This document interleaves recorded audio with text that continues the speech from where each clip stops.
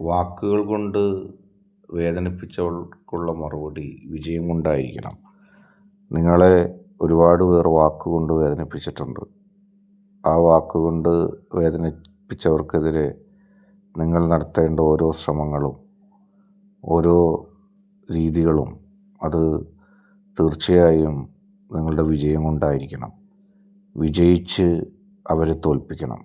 അല്ലാതെ അവരോട് തർക്കിച്ചോ അവരോട് തിരിച്ച് പരുഷമായ വാക്കുകൾ പറഞ്ഞോ അല്ല നമ്മൾ അവരിൽ വിജയം കണ്ടെത്തേണ്ടത്. അവരുടെ മേൽ നിങ്ങളുടെ വിജയം എന്ന് പറയുന്നത് വേദനിപ്പിച്ചവരുടെ വേദനകളെ മനസ്സിൽ ഒരിടത്ത് സൂക്ഷിച്ചു വെച്ചുകൊണ്ട് വിജയിക്കുക എന്നുള്ളതാണ്.